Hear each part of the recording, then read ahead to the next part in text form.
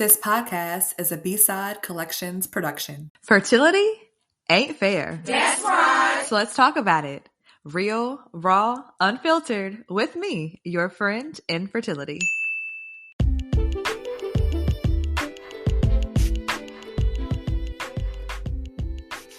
Welcome back, Fertility Ain't Fair community. I am your host, Britt, and on this episode of Fertility Ain't Fair, the podcast, we are bringing in a guest and another Brittany, actually Brittany. Brittany has started Be Holistic Fertility and is now a fertility coach. She's also a registered nurse and an IVF warrior. Look, she spent years of her career, right, caring for babies, supporting families during their most fragile times in the neonatal intensive care unit. And after working in that space for almost 10 years, of course, right, because unless you know, it never crossed her mind that she would also face challenges when it came to starting her own family. So a few years back, her husband and her jumped into the IVF journey, which led to a lot of ups and downs along the way.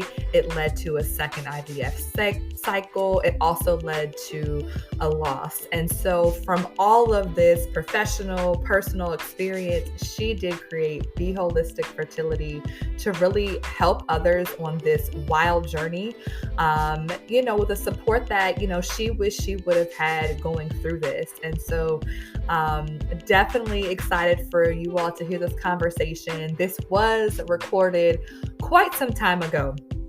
I will say that, and it's been a lot going on our side of town too. So, I've had a lot of things going on our personal side. Make sure you follow Fertility Ain't Fair for the updates that I do give. And let me just say this, thank you to this community for consistently, when I share something, you never share to get sympathy or to, have people reach out, but it does feel good when I'm confident, I'm in a space to say, okay, this community, I want to share this with you. Here's a transparent story. Here's an update. Here's what's happening in, the Journey to Baby Jackson situation. And you all continuously show up and reach out, give comments, slide in my DMs, just say, hey, even a quick, hey, I've been there. Hey, I feel you, sis. Keep your head up, praying with you. There's support, for you.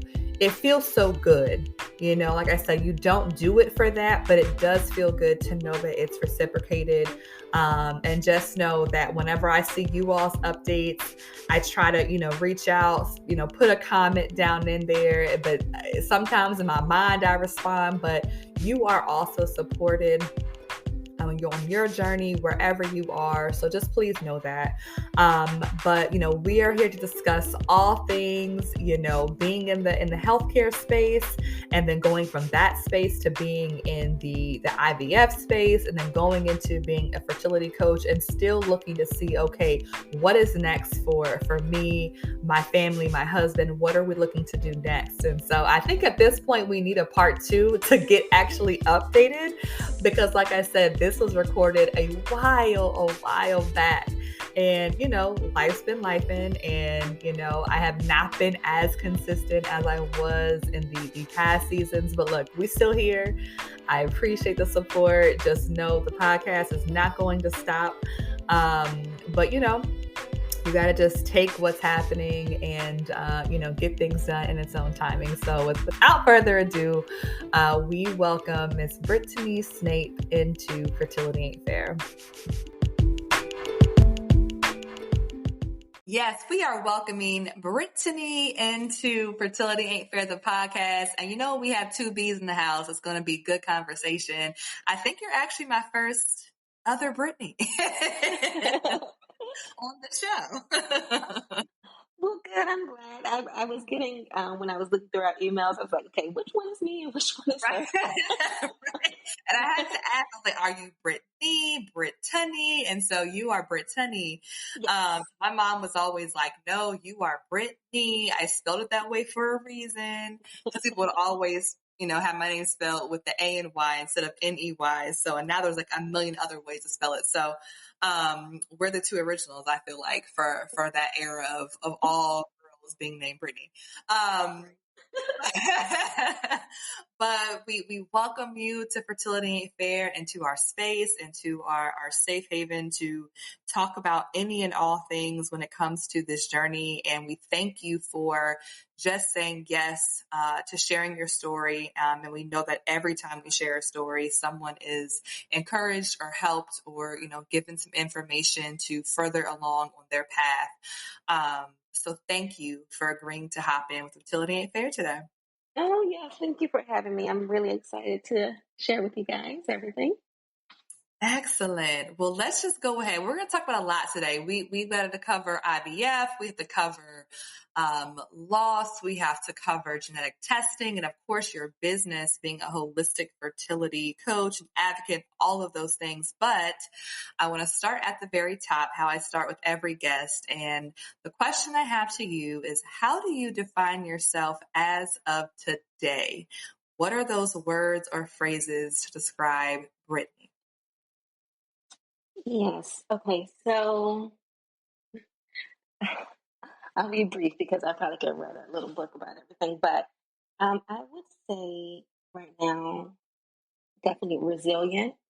Mm-hmm. I would say growing and learning, and definitely being intentional. That really sticks out to me right now. So that's how I would describe myself. I love that word. I will always love that word, but I absolutely love the intentional word. It was one of my words of the year a couple of years ago, and it really can make a difference in a lot of things, and how you approach things and how you respond or react to what's happening in life. Do you think you would have used those same words if I asked you that question, I don't know, 5 years ago or so? Um, yeah, I feel like I've probably always been resilient, and I'm someone who like always likes to learn and continue like growing throughout life. But I think now it's even more present on my mind. Like I'm even with that word intentional, being intentional about like what I'm growing in, what I'm like exposing myself to, what I'm learning, how I'm moving throughout the world, how I'm communicating with other people. So I think it has definitely changed for me throughout the years. Yeah. Yeah. No, I totally agree. And I was like, I hear, of course, resilient is one of the words that comes up, really often in our community. Hmm. Because I think, it's something that either you, as you mentioned, you may have already been that, or it's something that you have had to become, right? Because Yeah, this is not something that, right, we would have elected probably to sign up to do. Have that definitely choice. not. If we had a life choice of paths, we probably would not have put this one on the list. But that's something that I think when someone asked me that and I said that, I was like, but you know what? I don't think I would have defined myself as that, like 5, 10 years ago. Like, not saying I wasn't, but I don't think it was one of the words that I would have immediately popped up. But now it's most definitely at the forefront for so many reasons. But yeah, so I'm also going to give you another question, if you will. And during National Infertility Awareness Week, which was a little while ago, one of the Yeah. campaign days was infertility is fill in the blank.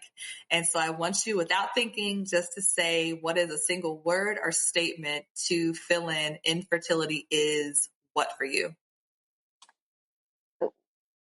In front of mine, I would say roller coaster. That's it. Yeah. Yeah. Definitely roller coaster. Like you think you're going in for one thing and it's another thing. You're looking at this outcome and it's something else. Like you're totally like riding that roller coaster up and down and just, staying Mm-hmm. strong on it. Right? Just holding on tight. Holding on tight. Holding on tight. Oh my gosh. You're probably like on the front row of the roller coaster too. So Right. Like I am on the front. I'm going to all things that I can exactly. grab at this point. Hmm. 'Cause I don't know what's next. I'm not sure what curve. It's a new roller coaster. I'm not sure what curve, what hill, what dark space. That's a really good way to put it. That's a Yeah. really good way to put it. And I read on your Instagram, I think also during that week, you had a post and it said it's the balance between hope and grief. And I was like, yes. Mm-hmm. It's like the thinnest line possible, I feel like. It's like a tightrope. Yeah, it's like you're straddling all the feels, right? Like Mm-hmm. sometimes like you're just so excited about things like let's say you had a good result, maybe like on your egg retrieval or something, and then like next thing you know, they're like, oh, your lining's thin. It's just like, okay, I'm hopeful. I am like trying to stay strong. I'm trying to stay faithful. So like you're just it's so like multidimensional. You're like just teetering like all these emotions at all times, I feel like. Yeah, no, absolutely. And I think it's one of those other, like for me, like it was another like light bulb moment for me because of course, we're humans, we're complex, and I know that we can have, a range of emotions, but this journey, I have never felt more, as you mentioned, like multidimensional than I have like in the last several years. Like when you're in a space where you feel polar opposite emotions at the same time. And Yeah, like, it's like you ooh, didn't even know you had all these feelings. no, for real, for real. Like I didn't know I could be, seeing red mad and also be, joyous, or I could be extremely sad and in grief and in like on the verge of depression, but also still be hopeful and faithful and happy for someone else. Like it's just, that polar opposite of emotions that comes with this journey, which creates a lot of, inner mental turmoil, mental trauma, emotional trauma. It's hard to describe it sometimes because everyone focuses, I think, so much on the physical, like, oh my God, like, how do you feel? And oh my God, all those shots, like I could never, like all these things. But for me, the physical on some level has been the easier part, if I had to say the word easy, because none of it's easy, but easier than I think the emotional, mental, and kind of spiritual attack that I've felt this journey has been. That's just for me. But it's just, like you said, like the multidimensionalness of it all is just pretty wild most days.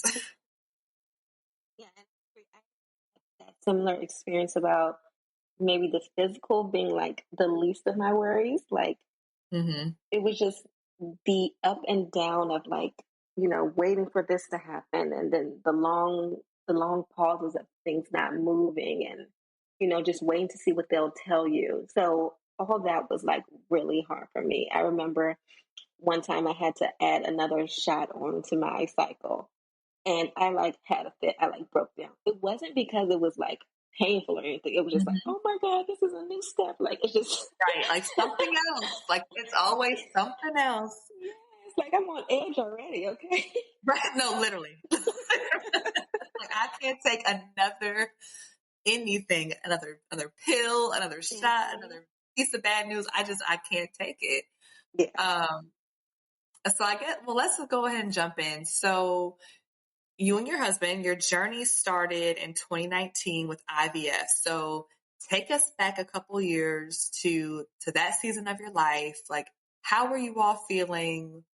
What was going through your head, and how did that first cycle go? Yeah, so I know it's funny that it seems like it's so long ago, but it really wasn't. I think when we first found out that we had to do IVF, of course, like me being a nurse, I was like familiar with it a little bit. I was like, okay, you know what? Like, okay, we can do this. It's fine. Mhm. We can do this. Yeah. But then, like, when I kind of settled into the thought of having to do it, like honestly, like I was heartbroken. Like I was like so sad about it. I'm like the vision that I had in my mind of how I would get pregnant, how we would, announce it to people, how I would maybe surprise my husband, like all of that kind of disappeared. And, that's another grieving process too, like Absolutely. losing how you thought you would become a mom. So, um, later on, I can say I kind of just settled into, the vision just looking a bit different versus it just being totally washed away.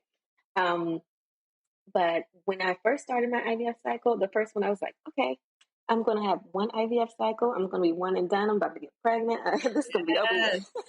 Okay.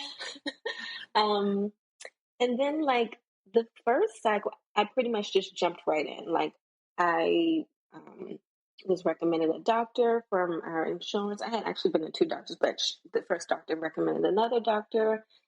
She was perfect. She was local. Everyone thought this was the best doctor. And our cycle actually was like the worst one that we've ever had. So basically, from that, we weren't able to produce any embryos that would be suitable for transfer. So after that point, I just felt I didn't really tell anyone I was doing IVF. So at that point, I was like alone. My husband's here, but like I was alone. I was disappointed. I'm like confused as to how this didn't work. Yeah. And then, when you go in, it's like, oh, well, you're younger, or like, you have time, and it's just like, no. We No, don't have all this I don't hear that. Yeah, like when you're healthy, it's just like, okay, none of these things that you're saying obviously make an impact because look at what just happened. Exactly. Yeah. So after that cycle, it did take me a while. I honestly, I went to therapy. I had to just figure out like what was next in front of me. I was able to find like a group of women who also were in the community. I did end up sharing like with some, family or friends. I had looked at some, different fertility coaches actually online at that time. And at that point, I feel like I built a little village around me. Like, I made some lifestyle changes. I had an acupuncturist, and just really like worked on my mindset and my like mental and spiritual health at that point. Yeah. Before going into that next cycle, and also like really advocating for myself. The first time, I feel like I was kind of like a passenger on the train of like, yeah. The second cycle, no, I'm driving or I'm right beside you. Yeah.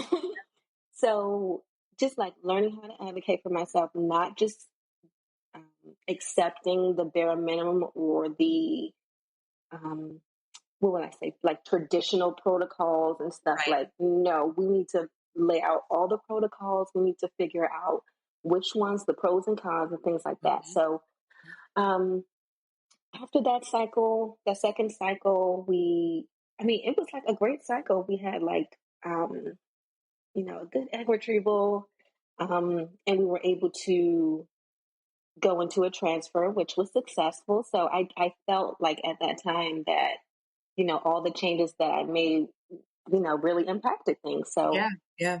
I did feel good about that. And then shortly after, we were actually discharged from our fertility, what am I calling this? From our fertility doctor. I had started going to a regular OB, and on our first appointment, like I was already messaging my doctor about how excited I was, like what my delivery plans are. Like I'm that type of person. Yeah, no, I get you. And then like once we went in, and she's like, I'm just chit chatting, telling her all my plans and where I want to deliver. And like she's quiet. I'm like ignoring her because I'm so excited. And she's just like, she turns off everything, and she's just like, she can't find the heartbeat. And like I fall out. Like yeah. Like right now, I can like have a little laughter about it, like, but at that point it was like I didn't even know what to do. So that cycle did end in a miscarriage after I believe like 2 months. So that itself to me was like kind of earth shattering. I don't Absolutely. think, yeah, I don't think that people, at least that I know of, had talked about it that much. Like, even Mhm. though, like, many women go through miscarriage, like, it's just something that we don't often talk about with other people. Mhm. Um, and I just had like a range of emotions, like, being sad, being heartbroken, like being angry, being, even feeling like shameful, like, that this Yeah. happened. Um, so that, I think that that was a big time. And from that point, we kind of like took a break again. Counseling Yeah, um, absolutely. helped a lot. And at that point, I had a relationship with another fertility coach. So, like, leaning on her to help me through things at that point as well. And even getting support from like different support groups and things like that was helpful for me. Um, so what else can I say about that? That was a lot. Yeah, Like, I'm I like, mean, you went through it gracefully and, you said, like I said, now able to, talk about it and even kind of yeah, chuckle about it. But I mean, that is, over the course of, I'm assuming, more than, multiple years yes. and It's like, a yeah, one lot thing. I did one of, thing per year.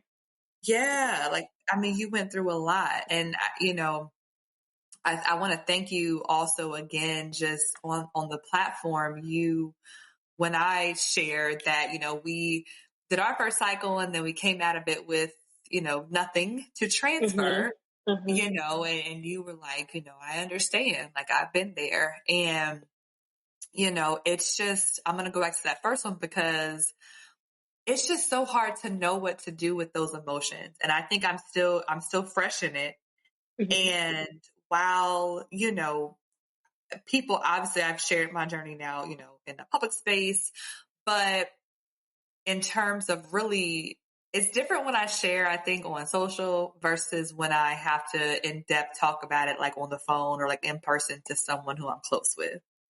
So I haven't really, I've been putting up a block, to be honest, like in Hmm. terms of like giving a discussion or giving people detail on, okay, what happened in a more intimate setting. Like I have not been able to do that.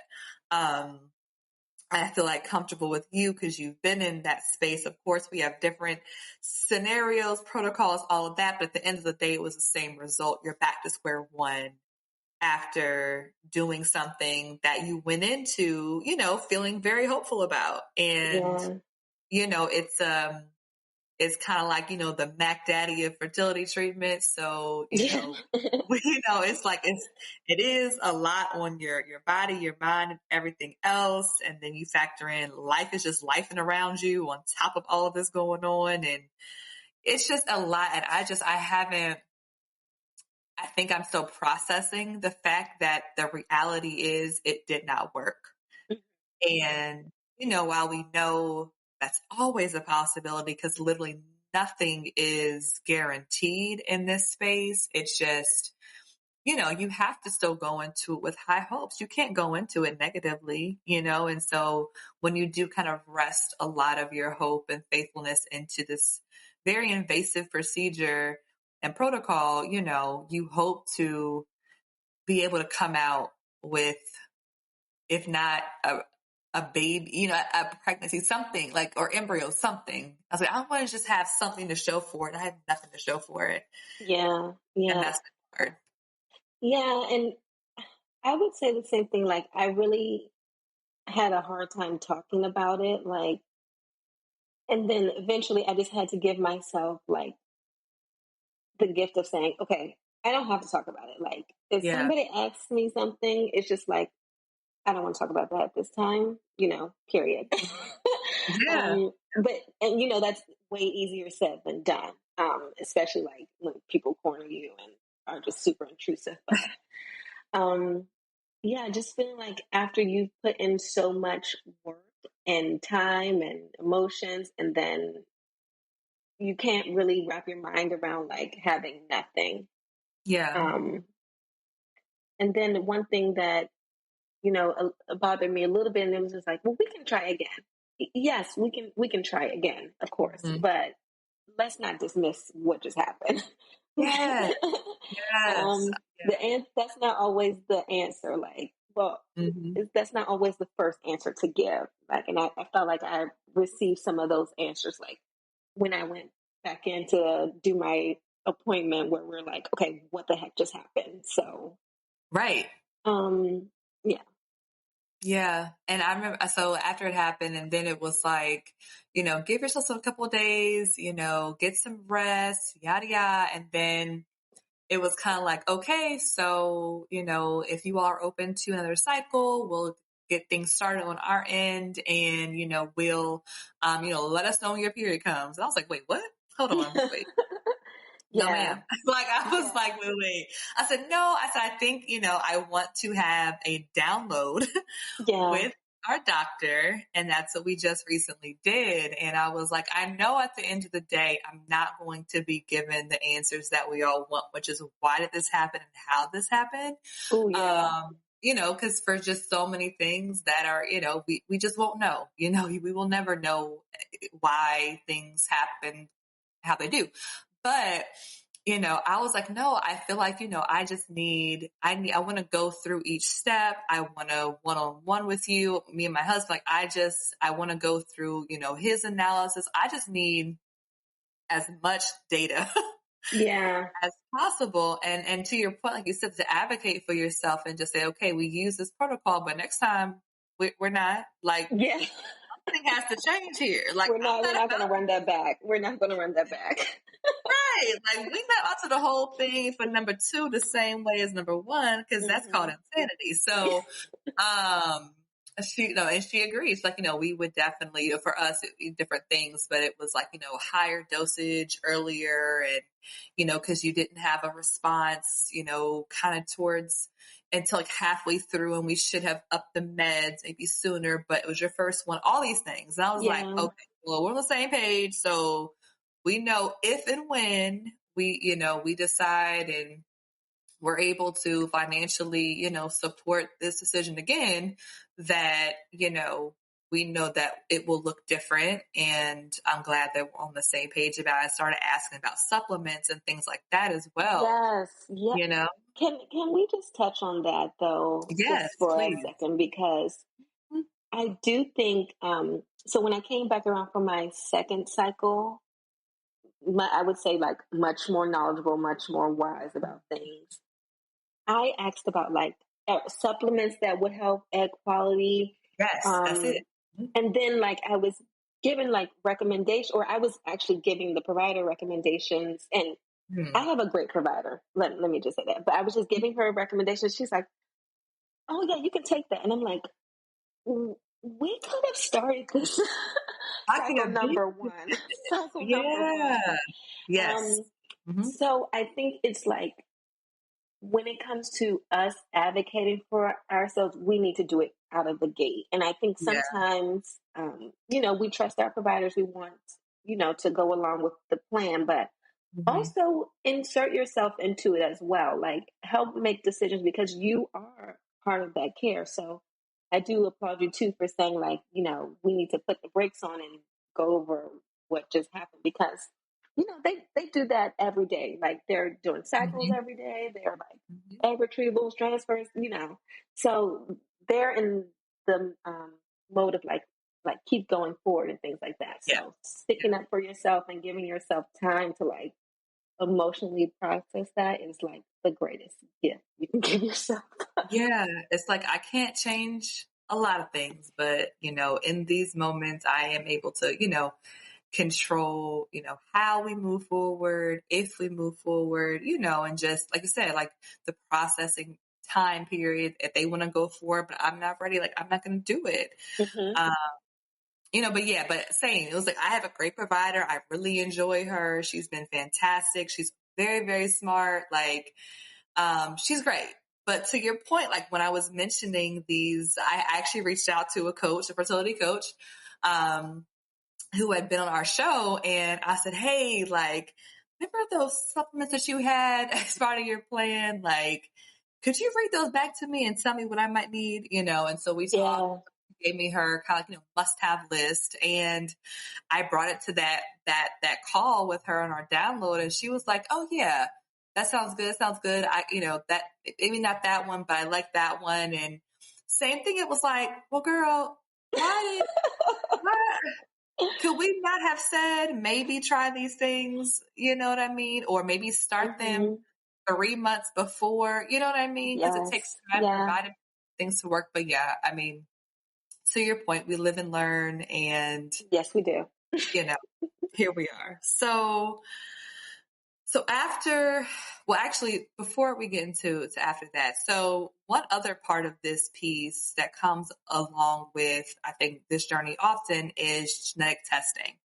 And so there, I guess, there's multiple different points along this journey where you might be able to test genetics. So you could test, you and your partner, like before you even start, and see if you guys have anything in common or whatever. And then you could also, of course, test your embryos if you have them.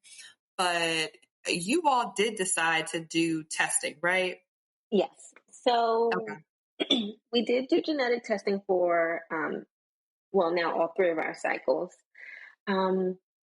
And there are, like you said, you can do genetic testing at different points. Even if like you're not doing fertility treatments per se, you can still do some type of genetic testing before you go into conceive. The one we did is called, it's a pre-implantation genetic testing. Mm-hmm. And some common forms of that is like, they may call it like PGTA, and that's Yep. for aneuploidy. And so that basically means they look at the number of chromosomes to make sure there aren't any extra chromosomes or missing chromosomes. There's also PGTM, which tests for like single gene genetic disorders, such as, cystic fibrosis, sickle cell anemia, hemophilia, things like that. And there's another one called PGTSR, and that's looking at structural rearrangement. So whichever testing or type of genetic testing you feel will be good for you and your partner, you have a variety to choose from. So with that, with the genetic testing, basically, depending on which type you do, they will take a sample from your embryo, either like day 3 or day 5, and then they ship it off to whichever lab you're doing, and they will run your test. So what I see most is people doing the PGTA, and they will they will transfer those embryos that are what they say genetically normal or chromosomally normal. So it definitely doesn't guarantee that you're going to have a, healthy live baby at the end, but it does help. So for some people, that maybe they don't have many embryos to transfer, or if they want to try to minimize the number of cycles they're doing or transfers they're doing, that could be a good option. Or if you know that you or your partner or someone in the family has a genetic disorder, those are all good options for you to do if you so choose during your fertility journey. Yeah, no, it's all good information. And, PGTA, I think it is the one that we talk about most, or that I've learned the most about over the last, couple months, just going into the IVF process. I'm glad you brought up the other options as well. And as you said, to the point where, you don't have to go through, treatments, or you don't have to only be in the infertility space to look at Yeah. some type of genetics testing. Because, when my husband and I first did it just on each other before we even started IUIs and all of that, it was just interesting to just see, what might be on your side, what could be on my Yeah. side, and that's just things that I think traditionally, you're not usually going to do unless you are, you know of something in the family, or you have to go through some type of, fertility treatment. So I think it's just one of those things that, if you are curious or if you just want more knowledge about, your medical history, like those are things that could help and things that you may not have ever known about, before you pass things on to the next, in line in the family. So, it's a really good, I think, point. And then I think, for like if we had embryos, we were not going to do it for this round. But I know in my clinic, it was like, if you're under 35, like, it wasn't a requirement. But if you did choose to do it, typically from what I know, it's not covered by insurance in a lot of cases. It may be an additional investment. But, for those looking for options, just make sure you ask questions, send it off to your insurance if you have it, see if they'll cover. You just never know. But, don't assume that you don't have coverage for it or don't assume that you don't need it. Just kind of do the research, ask the questions and go from there. Yeah, and I feel like if it's something that you truly want to do, it's something that you feel like this information will make a difference, I feel like you should push for it. Even if your clinic says like, oh no, it's not for really people under 35. Like even when I did experience the miscarriage, I wanted to do, I wanted to do like pregnancy loss lab testing. And usually it's used for people who have recurrent pregnancy losses. Okay. So I came up against you had one loss. So, like those kind of pushbacks on it. But, I wanted it and I advocated for it. And I basically said, I don't want to have to experience another loss if I don't have to. Right. So we need to do everything we can at this point to make sure that, my embryo will be healthy. So the same thing with genetic testing. I mean, I think for the PGTM, which tests for the genetic disorders, I believe sometimes those can be covered by insurance. So definitely talk to your insurance provider because you do have a case for it. Especially some of these genetic disorders are, can sometimes be devastating for people or a definite change in people's lifestyle. So I just say definitely push for whatever you want on your journey. Totally agree. Yeah, no, I had a friend from high school.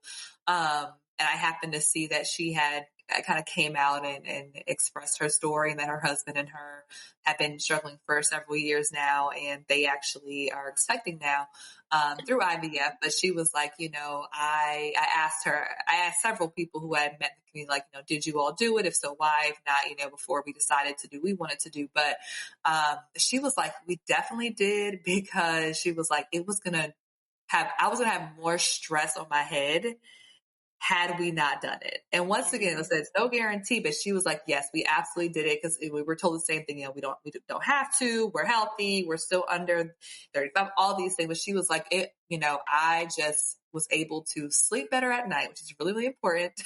Yeah. And just to find your peace in this process. And she was like, that was one of the things that I was like, heck, we're already paying out of pocket for this. It is what it is. So tacking on this extra whatever for me to have some kind of peace, knowing that at least we're giving, the best case scenario for our embryos, made a difference. So yeah, I agree. Like however you want this journey to be, like do whatever you can to make it what you would make you want. So we didn't sign up for it. We didn't want to be on it, but we're on it. So make it, exactly what you want it to be. Mm-hmm. Yeah, I agree. Yeah. So switching gears, there was a post on your page all about destination addiction. And I think for many, and I'm speaking for myself as well, that can be a common place that you may get stuck in, whether you know it or not, along this journey or just in life, period. So I just wanted you to kind of touch on what destination addiction is and how you have done your very best to maneuver around that place. Yeah, so I had come across an article one day and they had mentioned destination addiction. I'm like, I have never heard about this ever I in my hadn't life. either. That's brilliant. So basically, it's the idea of being preoccupied with your happiness being in the next step or the next phase of your life. So when I was reading the article, I'm like, this is infertility. All day um, long. yeah, it's like, okay, well, I'll be happy when I get this many embryos, or I'll be happy when I get pregnant, or I'll be happy, just once the next thing happens.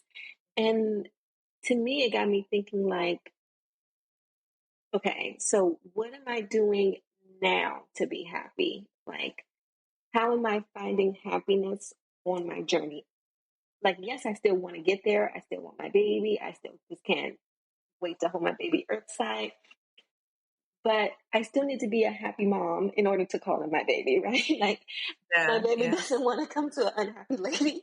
So, so I was, again, that word being intentional, just being intentional about like, what have I done so far, or what am I currently doing that's making me happy? Like, even on this journey, like, hmm one example would be going to acupuncture.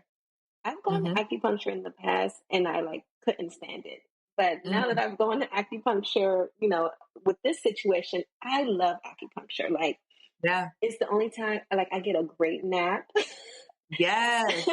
Yes. I'm with you. Yeah, I'm with it's you. like I get to relax. I get to like listen to a podcast. I get to listen to music. It's just like my time. Or, happy that I've found like other women going through the same thing. Or even I would say, as like difficult as it was, like seeing my experience help me to transition to being a fertility coach, like finding happiness and being able to support others throughout their journey, or Yeah. um, to share my story. So just I would say like finding happiness in the moments until you get to your destination, not waiting until you get to your destination to be happy.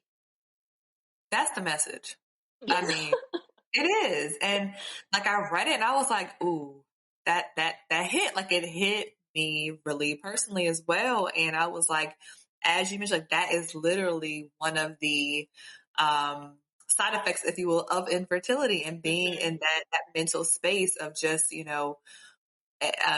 people always say, it feels like it kind of takes away you living. Like it takes Yeah. away, you're waiting for something to happen. You're waiting for your turn. You're just in the wait, all the waiting things. You're always waiting for something, news, an appointment, you're always waiting. And yes, as you mentioned, like I'm in the same boat too. Like, yes, I absolutely still want to be a mom. I absolutely still want to, if I can, conceive my own child and all of those things and meet that little person who I have tried so hard to get here. Mm-hmm. Yes. However, I can't stop living while I'm here. Like I can't, and some days are harder than others, right? Yeah. Like some Yeah. days it really does feel like I am waiting and I'm stuck. And this is not fair. And this is hard as hell and all those things. But to your point, like, I think why it hit me so hard was because recently, I don't know if it's just God speaking to me in different ways or if it's just the season that we're in, but I've been like unintentionally reflecting on Mm. the positive things that this walk has brought to my life. Like, as you mentioned, Yeah. like I put down for me acupuncture as well. I had never done it previous to this. I thought of it before, but I was like anxiety or just like for relaxation, had never done it, but started doing it over the last, 2 years. And I do still enjoy it regardless of what's happening. Like that was something that I did. And the catalyst was this journey, therapy for me. Like Oh, yes. I say it all the time, like I should have been in therapy, but the catalyst to get me there was infertility. And so many other things came up, obviously, that needed to be, brought out and dealt with and cope with. The tip of the iceberg was infertility. I had so much other stuff that I had been, tacking on for several years that I had not dealt with, but the catalyst was infertility. So, healthy coping skills, dealing with mental health issues, this brand, this podcast, even things like endometriosis, which I found I had along this journey, by mistake. It's like all of these things have been positive, and it's hard, I think, sometimes to say I'm grateful for this journey because everyone's like, what? How can you say that? And I'm like, I hear you. But like, we have to find a space to be grateful for like all the things that are happening and the lessons, because I think you mentioned growth, like there's lessons and growth in everything. And it's hard. It's one of those things like where it's like a double-edged sword. Like it's hard to say grateful. It's hard to say there's lessons and, because like these, maybe I didn't want to learn this way, but here I have are. had the lesson in another way. I would have taken it in another way. Learned this a little differently, but not my decision, but we're here. And I think, dealing with the reality of where we are is important, but not, like you said, getting stuck in the, I'll be happy when, that's a dangerous place to be, I think, mentally. And also like for relationships, my husband will be like, I want you, like, I'm happy now, he like reminds me like, are you happy? I said, I am. He's like, I just want to remind you of that. Like, I know what we want, but like, we still have a good time. We can still do X, Y, and Z. We still have a very blessed life. You realize that, right? Yes. You're right. You're right. So some days it's easier. Some days it's harder, but overall it's like, yeah, that one, destination addiction. So shout out to you for bringing that to my life. It was deep reflection for me too. So I mean, it kind of like blew my mind. I was like, I have to say something about this because I'm glad. Look, that's why we're here to see something that someone else didn't see and to put it out there because it was like I needed that. Yeah. So as we go to try to wrap this chat up, let's go into your business. So I'm in awe of the number of women and couples that I now connect with that have turned their pain into passion projects and even whole businesses. So tell us about Be Holistic Fertility and what you are doing with this business and this platform. Yeah. So basically, Be Holistic Fertility is a fertility coaching practice. And I support, individuals and couples and partners going through um, just on their way to either conceive a child or using alternative routes to parenthood. So basically supporting all those people. Even some people before they're getting pregnant, they're like, okay, I need to know what to do. How do I start planning? So basically, I provide holistic support, and when I'm saying that, it's like a mind, body, spirit approach. I'm not just focusing on your reproductive organs, okay? Like we are getting down into the things that you need to be able to help you survive and navigate this journey. And then a lot of times, what really prompted me to do this was like I was spent a long time taking care of babies in like the neonatal intensive care unit, so like taking care of babies and supporting their families, and this just felt like a great way to kind of transition, working in the hospital and patient care to supporting women who I'm around and like in the same boat with. So, so basically, just using my professional and personal experience to support people. A lot of things we do, we focus on, some of those body things, helping you to improve your partner's sperm health, your egg health, lifestyle changes. And for more of the mind and spirit things, we do a lot of focus on thought patterns and those limiting beliefs, the connection with self. cultivating happiness during your journey. Yes. And sometimes even working through learning how to surrender to parts of your journey. Like we won't be able to control everything, but all we can do is what we can control. So that's what we kind of work on. And basically, I just tailor it to the individual's needs. So that's something that's really cool. It's not like a one size fits all. So if you are saying, like, I'm ready to get pregnant or I'm going into my transfer, I help people at all stages and we do what you need. I love it. No, it's amazing that you said, okay, I'm going to take what I'm going through, what I know, and also being the medical practice, and you turned it into a whole coaching space. Like before, starting this whole journey, like, I had no idea fertility coaching was even a thing. But now I've came across so many. And so I think it's an amazing space that, like I said, I didn't even know was a space until I jumped into our communities. And, for someone who is still on their journey to motherhood and parenthood, to be able to do this work, I think is really special, right? Because I think anyone would understand if you were like, you know what, I can't really help somebody else out right now because I am struggling, but like you have found, the strength and the ability to say, this is kind of fueling me to help others, even though I'm still on my journey. And that's really special, I think.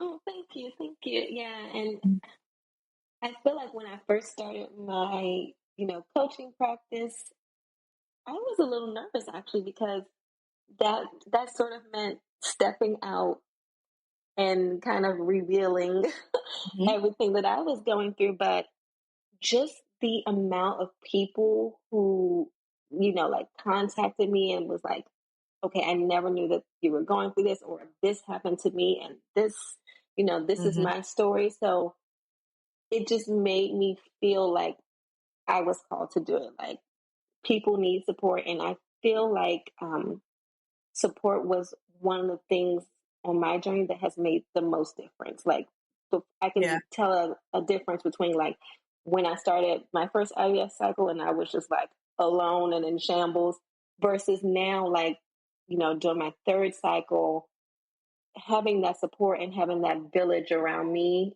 it has just helped tenfold. So I wanted to provide that to others as well. I love that. And when you said a calling, I had a quote on my phone a couple months ago now, and it said like, God doesn't call the prepared, he prepares the called. Mm-hmm. And I thought about that as soon as you said the calling, once again, it's not something that, you may have ever done, right? Yeah. Like it may not have been on your journey. It may not, you may have not been prepared to do it, but finds ways to prepare you in ways that you didn't know. And you're helping so many other people and women I know. So kudos to you and your business. So if people want to connect with you, you're welcome.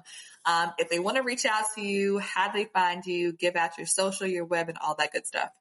Yeah, so I'm mainly on Instagram as for social media. It's b.holistic fertility. So you can send me a message there anytime. And my website is beholisticfertility.com. And right now I just offer one-to-one coaching packages. So I am your support person. I am your buddy. If you are going through any stage of your journey, I am the person that would be able to help you with it and be there for you throughout. So that is how you can get in contact with me. Love it. Well, Brittany, thank you so much for hopping in, sharing your story, giving us some gems to leave with. I hope you all take her up on her word to reach out, connect, and follow her journey.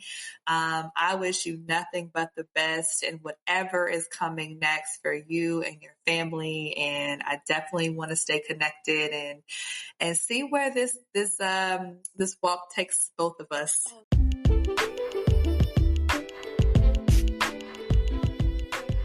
So you've heard from me, you've heard from Brittany, you learned about her business, but also more importantly, her journey and where she has been as an IVF warrior, as a healthcare provider and worker, and now as a fertility coach. A couple things, as always, as we wrap up these episodes, to give you a couple of things to think about. So my top three are here. Number one, she discussed going into each cycle very differently. Cycle one, she felt like she was a passenger, and I can absolutely agree with that.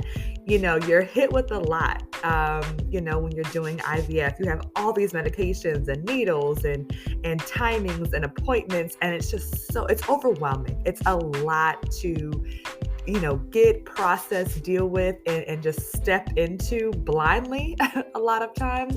And so she said on round two, she felt like she was a driver. She was able to say, hey, let's look at this.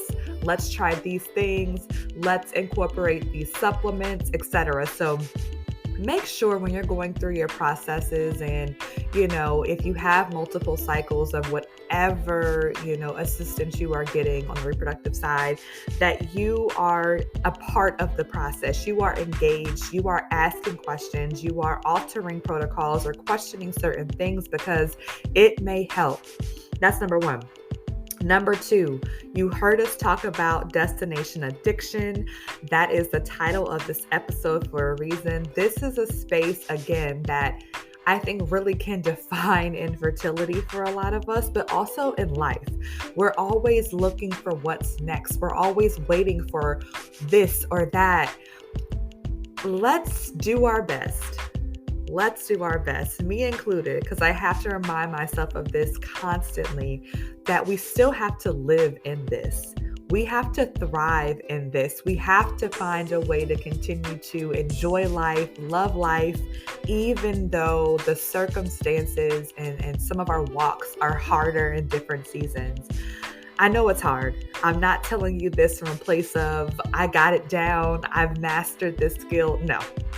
Not by any means. However, I'm more cognizant of it now, and I know I can adjust my perspective and my POV now by saying, okay, I'm in this space. I feel it coming, or I feel that it's here. Let me adjust, let me rearrange, and let me remind myself that I'm still in a very, very blessed place, regardless of what's happening right here, right now, or what has happened over the last several years.